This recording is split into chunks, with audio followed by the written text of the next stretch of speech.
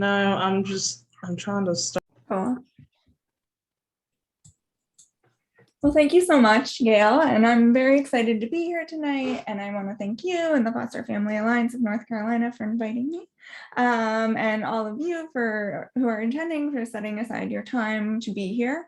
I do have a lot to cover, and I guess I want to start off by saying we're talking about teens, but I know some of you have some tweens, and it's just a mouthful to say tweens and teens, so we can kind of lump them together. There's no kind of one kind of age or one day, even though it seems like it, there isn't one day where they go from being a tween to a teen. So we're covering kind of a large maybe age range tonight. And even if you have some younger kiddos, hopefully some of this still applies to you.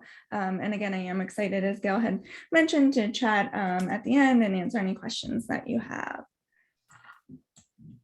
So to dive in, I hope that after this evening, you'll have a better understanding of typical behaviors in the teenage years and maybe some new information or at least affirmation of your understanding of the impact of trauma on behavior and development. And finally, I hope that you can leave with some strategies to use to respond to challenging behaviors, which is maybe why some of you are here tonight, to walk away with that. And so we'll do this. We'll start by focusing on developmental changes that are happening in adolescence, and then we'll move on to examining why these challenging behaviors occur, and then finally how to respond to them. So a little bit about me. I'm a licensed clinical mental health counselor in North Carolina, and I'm also still licensed in Pennsylvania, where I moved from about a year and a half ago. I have over, sorry, you're seeing maybe a notification from my desktop, sorry. I have over 10 years of experience supporting children, adolescents, and resource parents. Originally, I began working as a reunification counselor, and through that role, I really saw, unfortunately, what little support was being provided to resource parents. And often after the pre-service or pre-licensure training, resource parents were left figuring out a lot of things on their own, or if they were lucky, with a group of mentors who had been there already, kind of like hopefully you have here. And so from that experience, I really recognized how great the need was for more support for resource parents. So after I became licensed, I continued to focus some of my work on supporting children and adolescents and resource parents. And then eventually I moved down to North Carolina in 2020 and began a PhD program at NC State in school psychology. And so that's where I'm currently enrolled, and I do research around resource families and the support they receive, especially related to school and educational experiences. So a bit more about me personally. I have 3 children, including my stepson, who is 19, my son, who is 10, and my daughter, who is 8. And so this is a picture from our family Olympics team in 2018. I get very excited about the Olympics, and I make my family do these kind of silly Olympic events, and they sometimes enjoy them. They mostly tolerate them. But I chose this picture because it makes me think of the fun memories we made. And when my stepson, I think he was 20, so he was 16 in this picture, a time when he actually emerged from his room willingly to participate with the family. So let's begin our discussion by addressing some of those developmental changes during the tween and teen years. It may seem, as Gail had mentioned, that suddenly or overnight, there's a shift in mood, in sleeping habits and behaviors, and even appetite. And maybe to some, this even looks like a bear emerging from a hibernation. But for our teens, rapid changes are happening during this time period.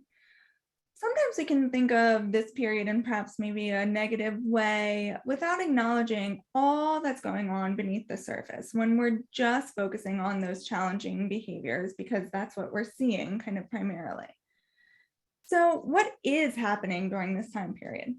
Well, there's a lot going on. Adolescence is a time of many big life transitions. For instance, this is when there's tremendous growth in cognitive skills. So typically the cognitive skill of what's called metacognition is emerging during this time. So this is the ability to think abstractly and to think about thinking. This opens up a whole new way of thinking about and approaching the world. At the same time, They may be shifting their focus away from belongingness in their family to more focus on their peer groups. And this process is in part of the process of identity formation. So establishing identity is one of the main areas of development during the teen years.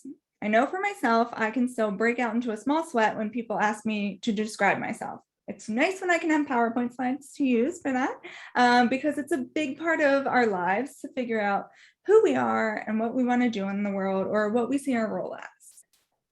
The sense of pressure to do so can be very immense during this time period. And this can especially be true for teens who have experienced a lot of challenges and adversity over their lives, like changes in living situations and caregivers, as your teens have experienced.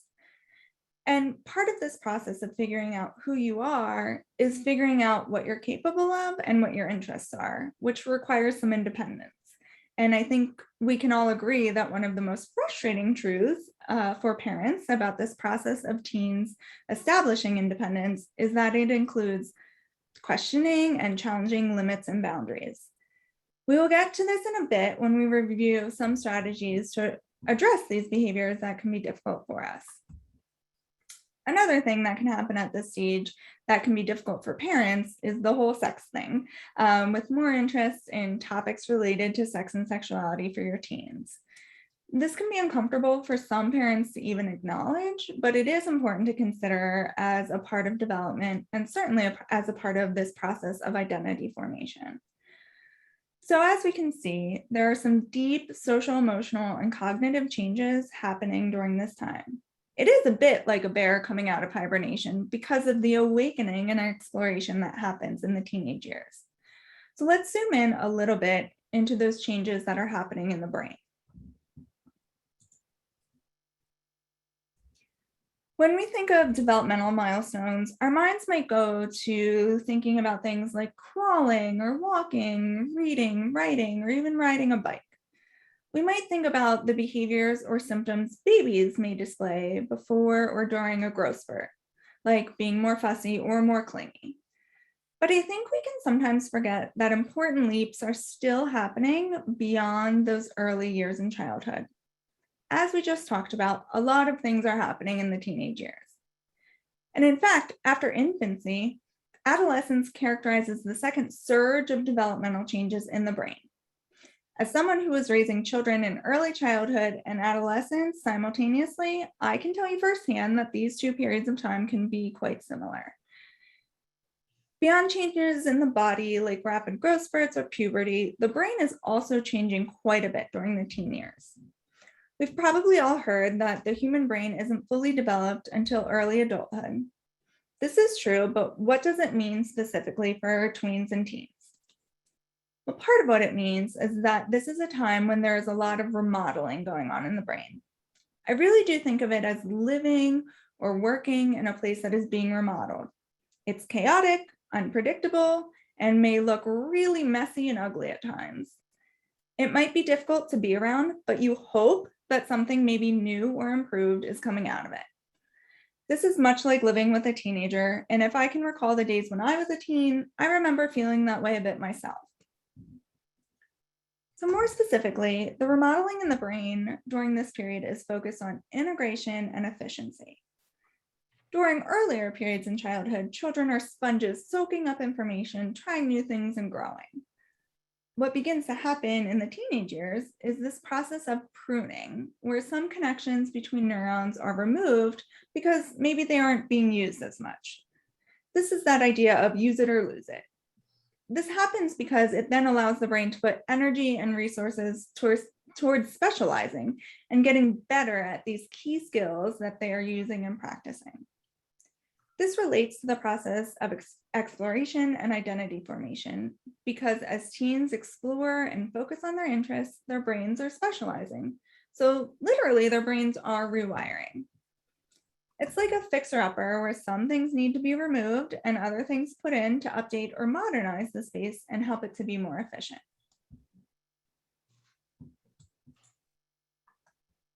So again, these processes are designed to help with efficiency, keeping and reinforcing those parts of the brain that are needed and helpful, and then helping those connections in the brain to become more efficient, as we can see, up to 3,000 times more efficient communication. So during the adolescence, a part of the brain develops, which is like a superhighway that allows those neurons, so the things that send messages and communicate to other parts of the brain and body, to be able to communicate with each other more quickly.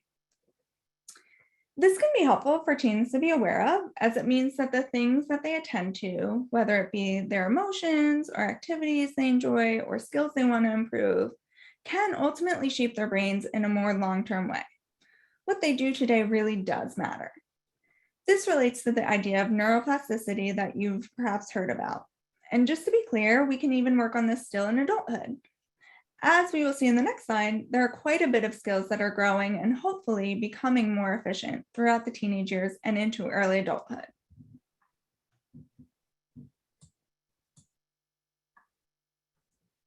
So another part of the brain, the frontal lobe, is one of the main parts that continues to grow and develop until early adulthood. This part of the brain is associated with what's called executive functioning skills. So executive functioning is a term that refers to a set of skills that includes impulse control, emotional awareness and regulation, interpersonal skills, organization, planning, time management, and behavior and consequence planning. That's a pretty long list of some pretty important skills. So while teens are learning and exploring and developing these skills, they're doing this while making mistakes and sometimes by learning from natural consequences. This is just like infants exploring their world by putting everything in their mouth. Eventually, the infant learns how to interact with the world in different ways and stops putting everything in their mouth. But they do this by trial and error and hopefully a safe and supervised way to minimize risk. Similarly, our teens need opportunities to learn and develop skills to help improve the control they have over their thinking, their emotions, and impulses in lower risk situations. An important thing to remember is that they are kind of wired in a way that emphasizes rewards and decreases the importance of risks. So we can take an active role in supervising or providing the opportunities to take risks in situations that may not have as long-lasting consequences or as high stakes, if you will.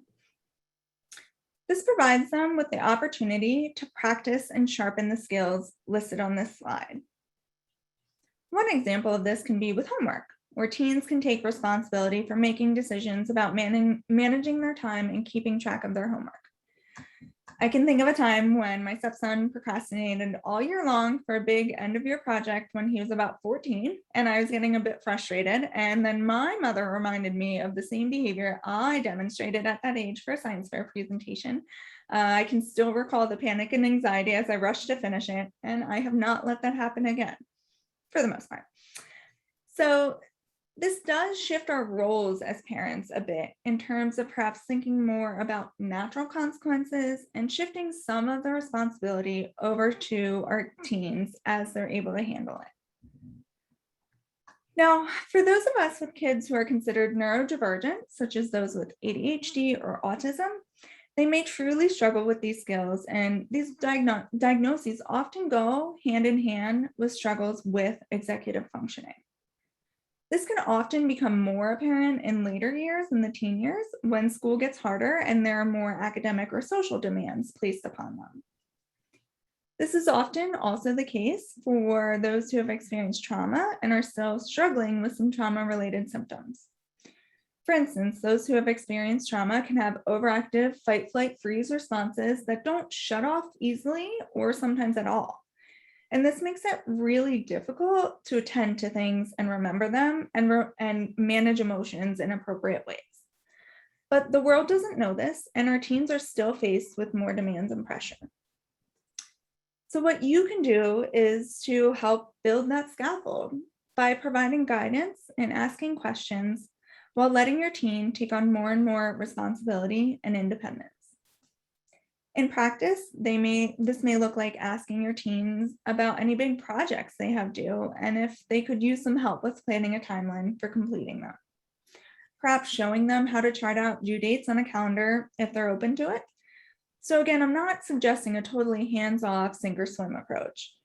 Rather, I think that in order to honor the shift towards independence and hopefully responsibility and growth in these important areas, we can think about doing with rather than always doing for our teens. This can be just as scary for a parent as when an infant or toddler becomes more mobile and begins to explore their environment, and parents lose a bit of control and maybe even a little bit of their sense of safety. In the teen years, we're still serving as that secure base, and we will be there when needed. But we also need to respect the developmental necessity of independence and exploration to support these key skills. And offering help and then respecting when our teens decline our help is also important. So in that case, we can problem solve with them who they can go to for help if it isn't us. We will talk about in a little bit how this looks for emotional experiences and providing that scaffolding for emotional support as well. So to reiterate, we can see this stage in development much like renovating a home. Sometimes there are features that need to be removed because they're no longer needed, such as in the pruning process. And then things like electrical or internet cables may be updated for efficiency. And then finally, we may add on these new areas or expansions.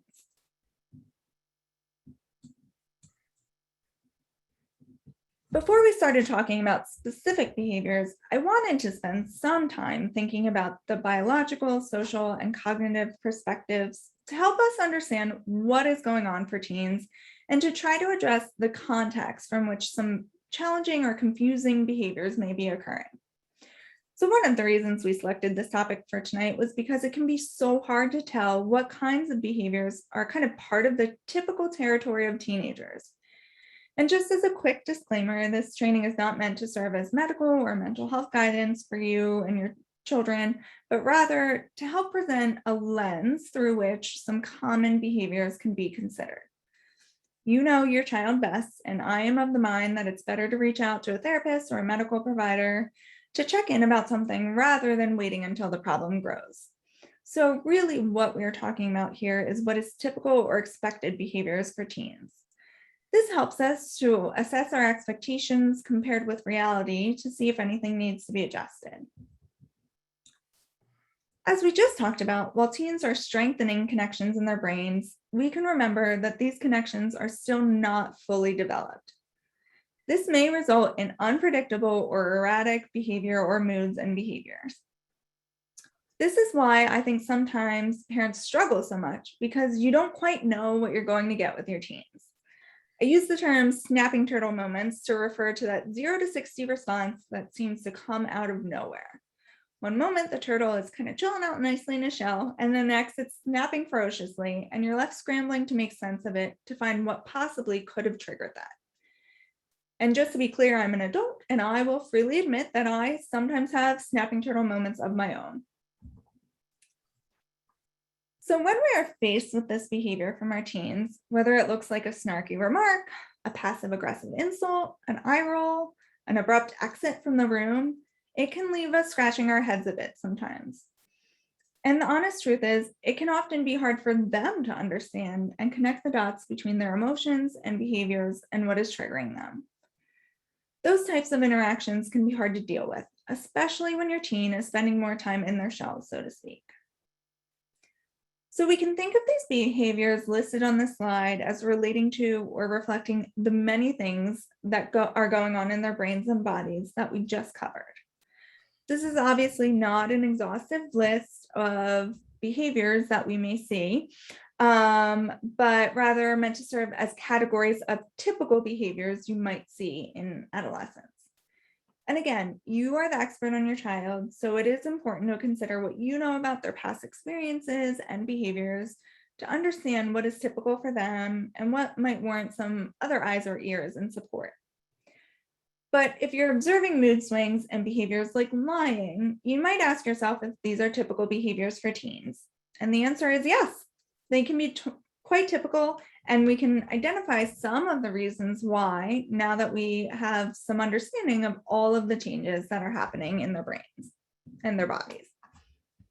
And I would go out on a limb here and suggest that perhaps many of us may think back to our own days of being a teenager and identify some feelings of awkwardness and insecurity. Teenage years can bring up a lot of feelings of insecurity and uncertainty and awkwardness. And these are experiences that can also trigger symptoms related to past trauma, like memories of being in situations where perhaps a teen felt unsure and insecure in the past. Your teens may struggle to trust or feel safe and secure when they aren't sure what is going on with their emotions or the changes they are experiencing in their bodies. Or some of these changes, like abstract thinking, may cause them to be thinking from a new or different perspective about their relationships with their biological parents or even with you. This also strongly relates to their sense of identity and who they are and figuring that out. These are some big, heavy things to face, especially when feeling insecure and raw or vulnerable. And often this doesn't come out in the most appropriate or direct ways. So, as can be said for younger kids and even other adults, it can take a bit of sleuthing to try to connect the dots between what you're seeing and where it's coming from. What can muddy these waters even more is that mental health struggles do tend to emerge within the teenage years, if not earlier. So again, some of the behaviors may be more intense or frequent enough that they do fall in line with some diagnostic criteria. Consulting with professionals may help with gaining perspective about whether your teen's behavior falls within the range of typical or expected behaviors. But we can review some general guidelines that may be helpful when thinking about these specific behaviors. We know that by virtue of their placement in your care, your teens have experienced trauma of various types, frequencies, and severities. So an important point to consider while we are talking about development is the role of trauma, since that does directly impact developmental pathways and the behaviors we see along the way. Differentiating trauma-related behaviors versus normal teen behaviors can be difficult. I wanted to identify some questions that may help when evaluating whether a certain behavior goes above and beyond what we could consider to be typical, especially given the experiences and adversities your teens have faced. And to be clear, I want to acknowledge and recognize that you might not be fully aware of all of the trauma that your teen has been exposed to, or you may have suspicions or bits and pieces of information.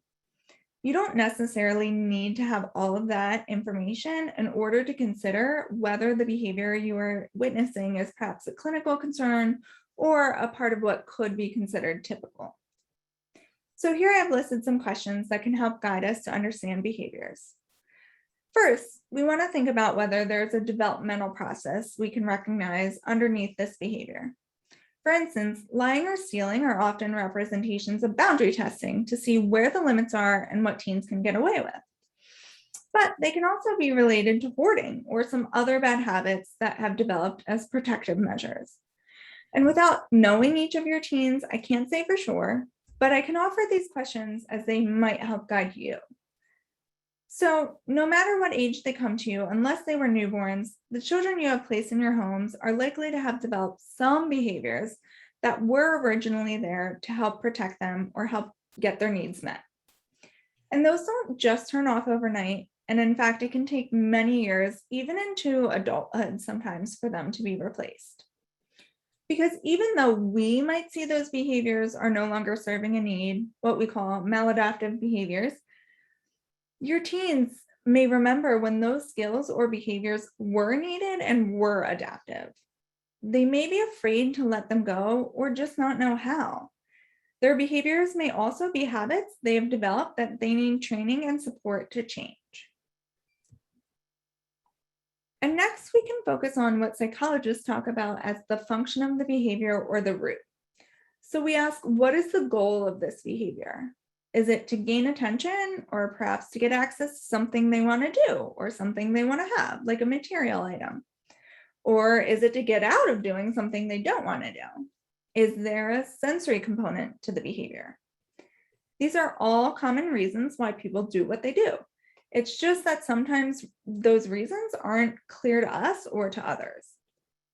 But for every behavior, there's some sort of payoff that happens. And sometimes it does take conversations with our teens to help figure out what that could be. They may know, they may not, but I personally find that this is helpful because it helps me to consider my expectations and some of the perhaps unhelpful automatic thoughts I may have in reaction to their behavior. For instance, I may be saying to myself, this child is trying to get under my skin, or this child is being defiant and oppositional on purpose. And generally speaking, these aren't really true about what is going on for them. And when I can find other possible explanations for why they are acting this way, it helps me to push back a bit on these lines of thinking. Most of the time, kids and teens do want to choose appropriate behaviors that help themselves and others feel good. They just don't always have the skills or awareness to do this. Another way we can think about the root of behavior is by thinking about what need they are trying to have met. If you're familiar with Maslow's hierarchy of needs, there are those basic needs for safety and food at the bottom of a pyramid, and then some higher level needs such as belongingness and love above. When the person standing before us has been denied these at pivotal moments in their life or for long periods of time, they may often have fear-based reactions about losing access to these things. And this can cause them to engage in behaviors that don't seem rational or logical in the moment. But you can't really reason with fear. And that's where therapy or learning some tools to respond and manage these fear-based reactions can hopefully help. Next, to get a sense of perhaps the severity or frequency of the behaviors, we can reflect on whether this happens at school, on the bus, and at home, or at other people's homes. And if the behavior is rather consistent and occurs more places than not, or at least more often than not, that gives us a good indicator that the behavior may be rising to a level that warrants some further attention from a healthcare provider or another provider.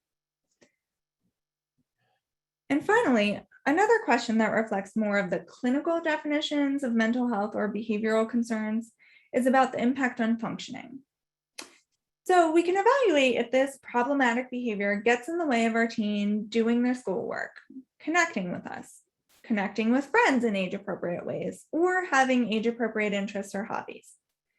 If the answer is yes, and we sense that this is really becoming an issue that is decreasing their quality of life or impacting schoolwork or relationships with others, then we might have more evidence that the behavior we are looking at has risen to a level where, it's no longer typical or part of maybe what we would consider the usual growing pains that we generally associate with adolescence. And this may mean that maybe our teens need some more direct support and training for changing their behaviors or finding other forms of self-expression. In case you are not familiar with Maslow's hierarchy of needs, this is a depiction of that framework, and it shows how we really have to have our basic needs for food and safety met before we can experience belongingness and esteem or self-confidence we can think of.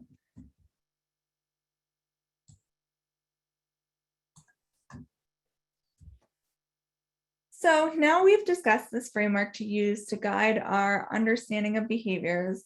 So the next part we will discuss is what we can do when we do encounter those snapping turtle moments or other behaviors.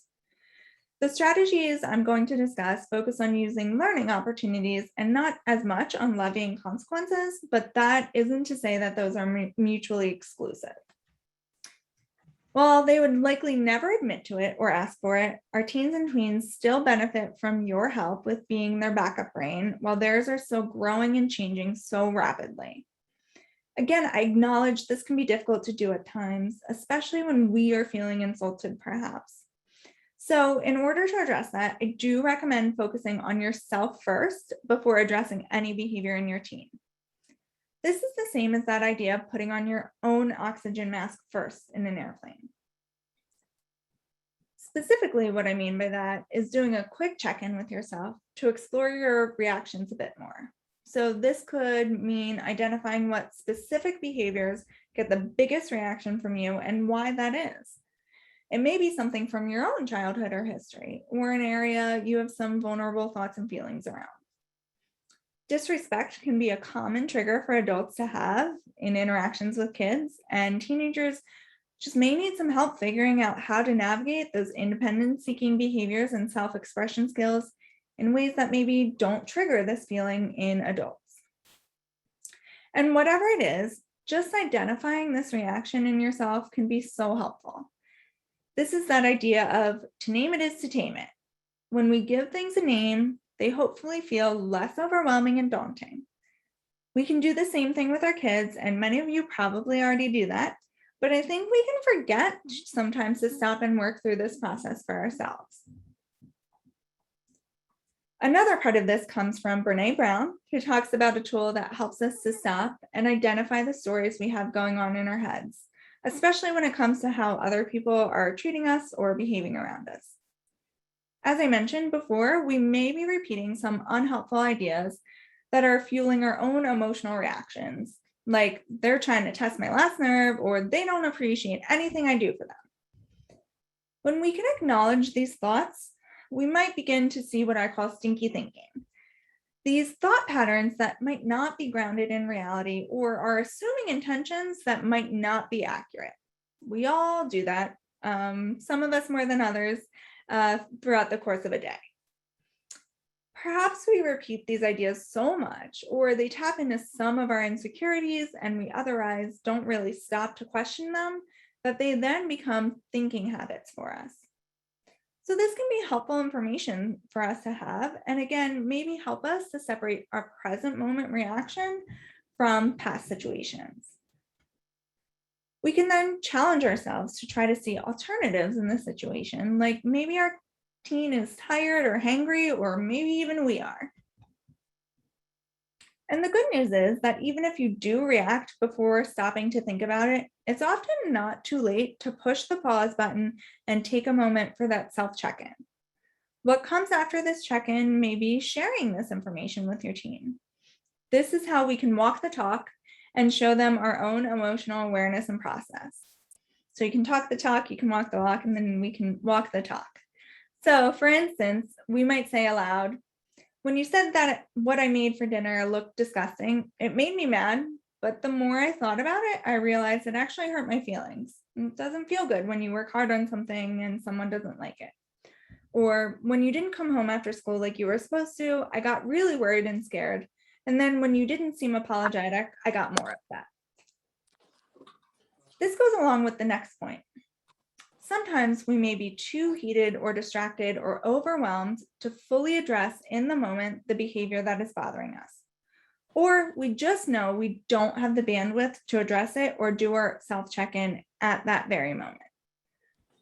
There are going to be rare situations that cannot wait to be addressed, at least for a few minutes, if not even the next day. Barring immediate threats to injury, it's okay to press pause. And again, you know your child, so this may not mean physically withdrawing or separating from them, especially if that's likely to cause maybe an escalation or fears of rejection or abandonment, but more so at least stopping the current discussion. So this, in a way, is a reimagining of a timeout, which can be triggering for children who have heightened fears of abandonment and loss of caregivers, as well as possible feelings of isolation, and is harder to implement in the teenage years as well. This is shifting this idea of timeout in terms of a punishment to something that is to be used more as a self-coping skill, to recognize when emotions or situations are becoming escalated or people are becoming overwhelmed, and then taking the time to attend to that and help those things settle.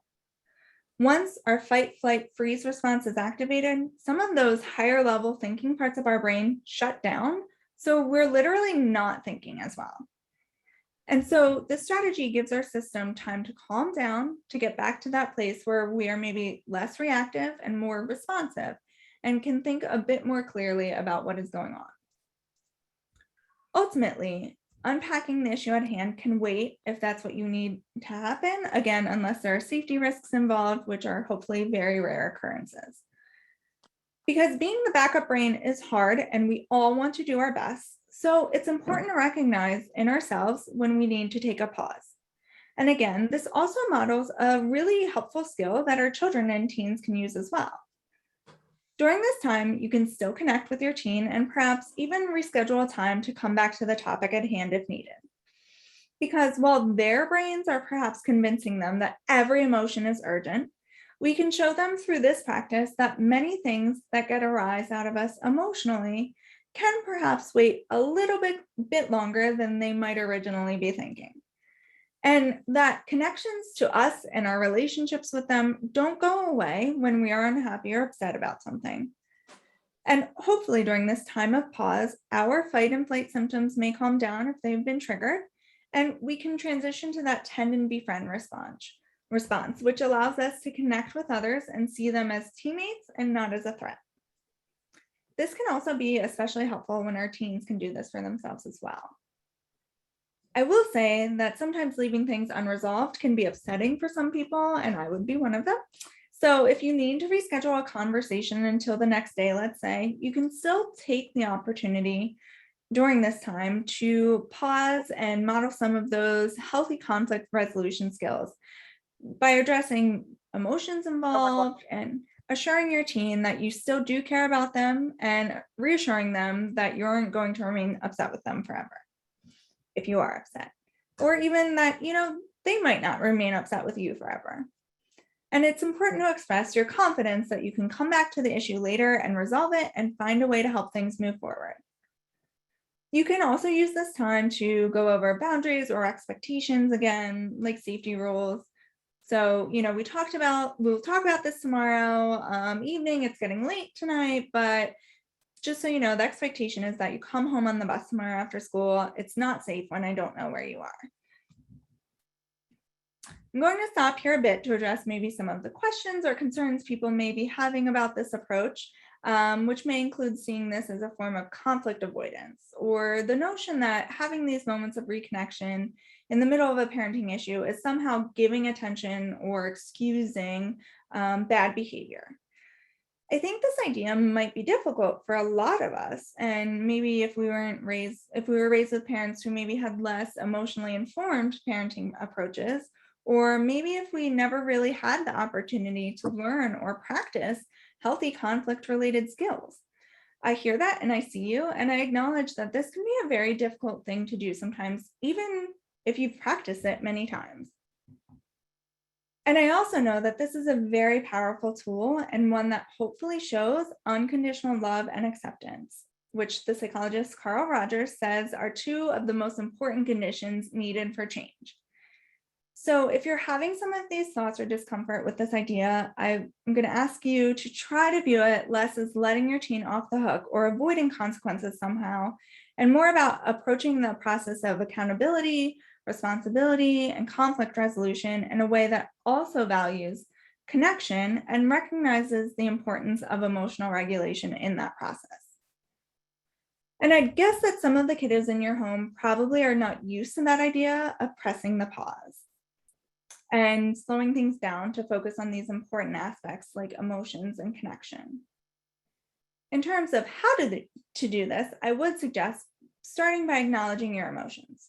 Look, I'm getting really heated right now and I need to take a break from this conversation because I know our brains don't think very clearly when we're upset or angry. Let's talk about this later.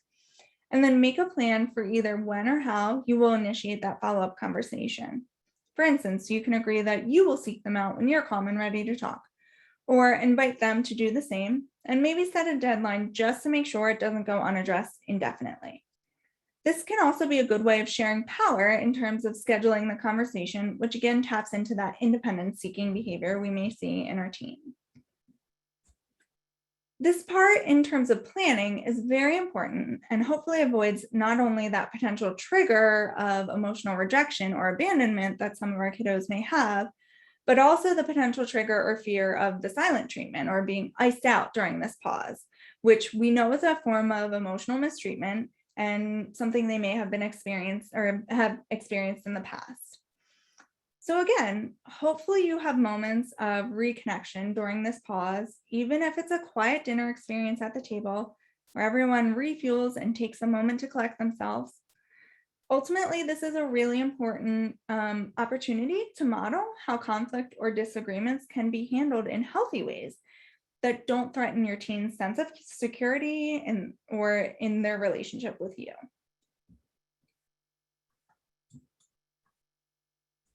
So this leads nicely into our next topic. One of the amazing superpowers that we have when serving as our child or teen's backup brain is the ability to lead the process of co-regulation. Because self-regulation is not an inborn trait, but a skill that is learned. And since a dysregulated adult is not very helpful in supporting a teen or child to regulate, this focuses on a mutual or parallel process of regulation. So this involves tapping into our own self-regulation skills and capitalizing on those mirror neurons in our teens that react to ours and catch on and mimic what they observe in us when we take the time to calm and regulate. We'll talk a bit more about this in the next slide. The next point is closely related to this idea of co-regulation, and we have reviewed it a bit. It's this idea of identifying the need underlying our child's behavior or teen's behavior. And this can sometimes help us with reframing our perception of their behavior and then responding differently. So we talked about the need for independence, identity, and self-expression. And oftentimes these can be unconscious or underlying needs. But sometimes, as we discussed earlier, the way these needs are expressed through behaviors are just not logical or maybe even understandable. Part of parenting a teen is making peace with the fact that there may be a lot of things we don't understand or that just don't seem logical to us. But when our teen rolls their eyes and hovers silently, that actually may be their own way of making a bid for connection. If you're not familiar with this concept of the bid, it comes from John Gottman's work, and it describes these behaviors that may be attempts to gain attention, connection, or even assistance from loved ones. And we can often overlook or misread these cues from our family members.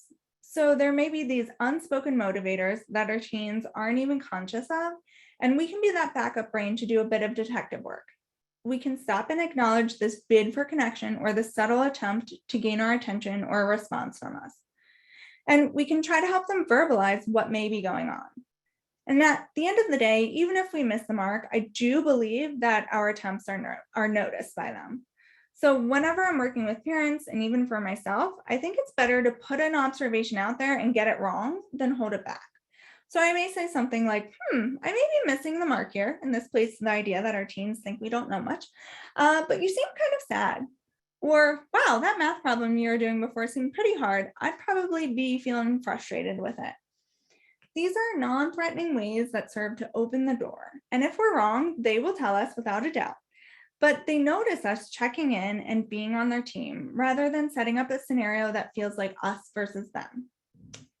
Which takes us to this next point of being on the same side. So hopefully, we've tapped into our compassion for ourselves and for our teens at this point.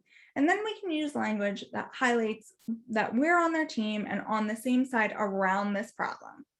So we may use language like, yeah, those strong emotions seem to catch us both off guard. Or it can be confusing to both of us when these situations happen. Again, this is language that helps convey that we're sitting in the muck with our teens through this confusing and stormy part of adolescence, or all of these confusing and stormy parts of adolescence, and that we aren't always pathologizing it or trying to solve the problem or fix them, but rather acknowledging and being present with them. So to get back to the pause, in the case of conflict or disagreements, when you're ready to come back and address whatever happened, there may be an opportunity to rewind and even possibly redo the conversation. So it could be as simple as a, whoa, that escalated quickly, or hey, let's try that again. Words that aren't blaming or attacking, but acknowledge that there was a foul in the play, so to speak, and to provide another opportunity to try. You can hopefully approach this with that mindset of compassion and remembering that these cognitive, social, and emotional processes are still being practiced and developed by your teen. And keeping in mind that not all behavior or communication is going to be 100% logical, again, to you or your teen. Sometimes there may be opportunities to reflect on the thoughts behind the behaviors, but sometimes this may not be possible, or they might not know, or it may be triggering even to try to figure out that piece, and may kind of escalate that fight, flight, freeze response all over again. But we can have a do-over as an opportunity to repair and practice new responses to each other. And it can be helpful when we can reflect on something we would like to change and take accountability for. So I wasn't focused completely on your words. I was distracted and that wasn't helpful. So I will do better with giving you my full attention this time. And I think this graph here is helpful to revisit this idea of co-regulation. As we can see from this graph of the typical processes of self-regulation, babies are born with limited self-regulation or self-soothing skills, and they rely pretty fully on their caregivers to help them calm down and regulate their systems. There's a lot of learning in terms of self-regulation that occurs through co-regulation from caregivers in the first few years of life, as children internalize and practice these skills on their own with the support from their caregivers. And then there's a bit of plateau during the school age years. Then in the teenage years, there's a boost again and rapid advancement in self-regulation skills. And while caregivers are relied on less to help with regulation, we still do have an important job to do to offer support and guidance to help our teens gain these skills. And this graph, I think, shows this idea of the transfer of skills. So our teens may not need us as much as younger kids do, but they still do need us. And especially if they've not had as much exposure to healthy co-regulation strategies through responsive parenting in the past, or maybe haven't had the opportunity to internalize some of these self-regulation skills. This process of regulation may be especially challenging for some of our teens for this reason, especially considering their exposure to trauma. But the good news is that generally speaking, the more our kids flex this muscle of self-regulation, the less they need us to help them through this regulation process. And over time, the less co-regulation coaching we have to do. But I think sometimes maybe we can lose sight of that power that we have to lead, not only by our words, but by showing up and telling our teen that they aren't alone, we're there with them, and that we're going to continue to be that steady force while so much is changing in their lives. This is how we transfer this learning to them. And eventually they have this full bucket and strategies that they can use to self-regulate and calm themselves down, or recognize and respond to their emotions rather than reacting. Besides supporting our teens directly in these skills, one of the other ways we can help is through our own self-care and modeling behaviors that teach our teens how to handle their emotions more effectively and how to even be proactive in managing their social and emotional well-being. And I'm not talking about the version of self-care that looks like weekly trips to the spa, because I don't know about you, but I do not have the time or money for that. But you may be sick of kind of hearing my metaphors by now, but this is one that I use often. So those of you who have ever gone outside to fly a kite or watch someone else, what happens if you feel free to take yourself off of mute and answer this question? What happens if you let out the string completely and a big gust of wind comes along?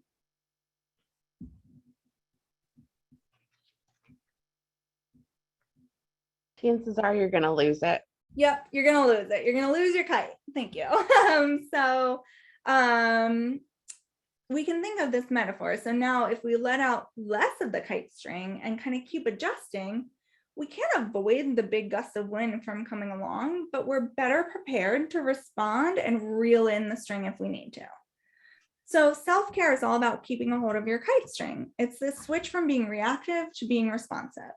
And this can be especially helpful for our teens to witness and hopefully practice, as their brains have maybe been wired to be on alert or ready to react. And they can certainly benefit from opportunities to practice. This is all about getting out of that fear-based fight, flight, freeze response and tapping into the rest and digest or tend and befriend system. We can't avoid strong or difficult emotions, but we can use strategies to help us feel more prepared and in control and encourage our teens to do the same. What feels like self-care is going to be different for all of us, and it's probably going to be different for us than it is for our teens. And so it's okay if kind of that looks different for everybody. And I know that our time is all very limited and valuable. So I'm not talking about hours and hours. I'm talking about, I hope we can all commit to maybe 5 minutes a day. And it doesn't even have to be 5 minutes all at once. Maybe a minute of stepping out into the sunshine and taking some deep breaths. And then, we can make it a point to let other people know that we're doing this, that, we're going to take a break and we're going to, again, just kind of go for a short walk or go outside and step outside with no real purpose other than kind of doing something for ourselves. And I think that can be so powerful to kind of give others permission to do. And so this leads into my next point, and this is one of the best tools I think I have in my toolbox. It's this idea of the permission slip. It comes from Elizabeth Gilbert, the author of Eat, Pray, Love. She talks about this idea, and I just love it. So sometimes we get so accustomed to kind of focusing on other people's input or feedback or pleasing other people, and we might not prioritize what we want. So this idea is simply imagining this pad of Post-it notes in your mind, and when you need to take time for yourself, you practice writing yourself the permission slip. This is maybe even more important if you're feeling like you're gearing up from sun up to sundown to advocate and kind of get access to resources. You're probably worn out at the end of the day and probably could use even a moment just for yourself. So sometimes we do need to give ourselves permission to take some time for ourselves and know that this is not a sign of weakness, but it's a necessary act. I often talk about this idea of radical self-care, which is kind of tongue-in-cheek because often it's not radical acts, but it feels radical. So I don't mean like running off into the woods and not telling anybody where you're at, but it may mean buying the flavor of ice cream that only you enjoy, or giving yourself permission to do something that you usually prevent yourself from doing. So these permission slips are to encourage you to buy the ice cream, do the yoga class, select the paper plates and not the homemade cupcakes for the bake sale, write that permission slip and give yourself the emotional pass with no guilt, and either take the time for yourself or at least lean in to saying no to requests for your time and energy when you're able to. Ultimately, when we practice self-care, we're modeling that for our teens. So let's spend some time talking about other concrete strategies we can use to pour into their buckets. Again, I think we can overlook the value of our presence, of just being there, sometimes in silence, as we sit in the muck and messiness of an emotional storm. We don't need to have the perfect words or even know how to solve the problem. We show up and we give the message that we see and we hear our teens and we recognize their struggles. And we can default to this place of compassion for ourselves and for our teens and come from a place of non-judgment and acceptance and provide empathy and validation. And while luckily our frontal lobes are developed, which means that, the most recent social drama doesn't affect us as deeply, it can make it difficult to understand why our teens have these big, intense reactions to things that just don't seem as big to us as they do to our teens. But at the end of the day, it does feel big and intense to them, whether we understand why or not. So we can't rationalize or logic them out of feeling what they feel. So this is where we can tap into our ability to help our teens name their emotions and identify what's going on. Are they feeling left out, afraid of failure or judgment, feeling confused, or holding on to some conflicting emotions? And at the end of the day, who hasn't experienced some of these? We can probably all relate and empathize and offer our validation that those situations just don't feel good and can make us feel pretty crummy. And again, we might not hit the nail on the head the first time we make a guess, but our attempt to see and hear our teen is powerful, and they'll tell us if we get it wrong. But hopefully then they'll walk through the door by clarifying or helping us to understand a bit more. And so these aren't huge kind of insightful statements, but rather saying, yeah, I've been there, it was hard.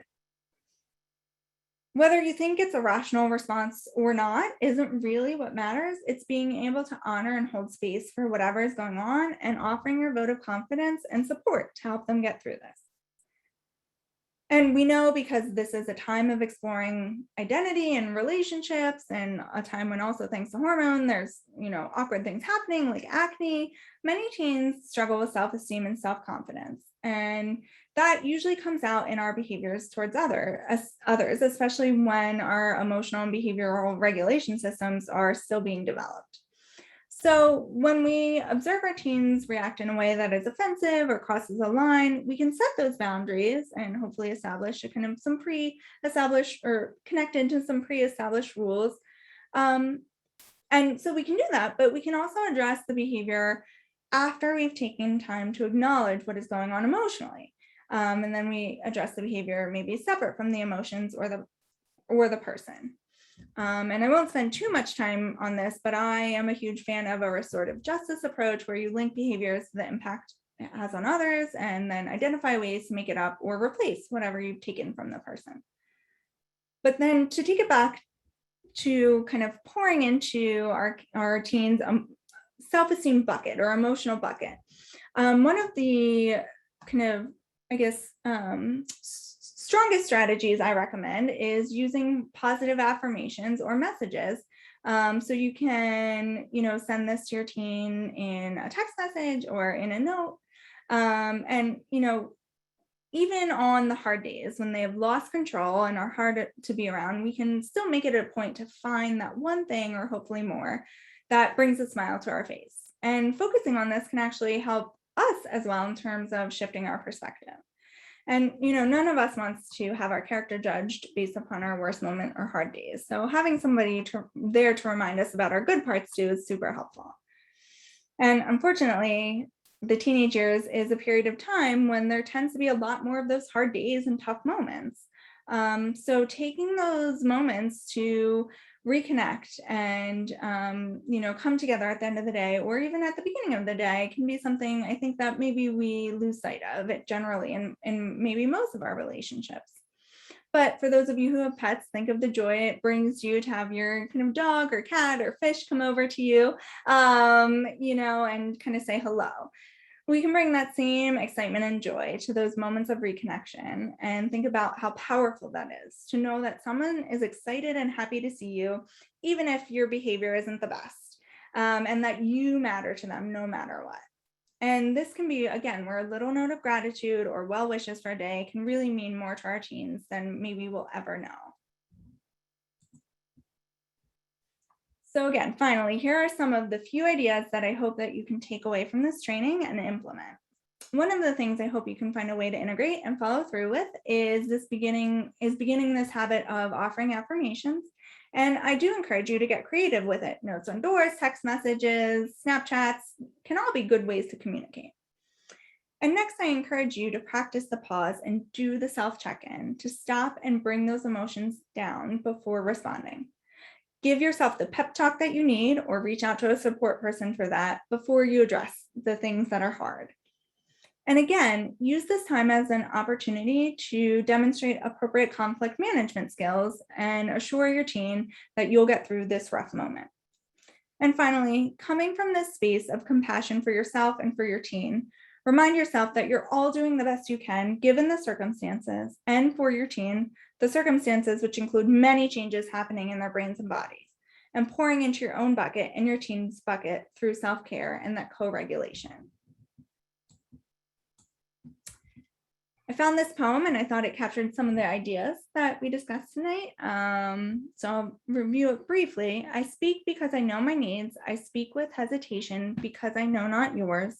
My words come from my life's experiences. Your understanding comes from yours. Because of this, what I say and what you hear may not be the same. So if you will listen carefully, not only with your ears, but with your eyes and with your heart, maybe somehow we can communicate. Now I'm happy to open up discussion for any questions or thoughts you may have about any of the things we've covered this evening. And I see that there's some things in the chat as well. Yeah. So Christy, before we start that, just for the fact that we're going to offer this through some online training also, the big takeaway that I had tonight was pause. And so those of you that are going to do the training after tonight, to do it as online training, there'll be a key word that you'll have to put in to get credit. And so the key word is going to be pause. And I'm going to stop the recording here, and then we'll have our question and answer from the live group.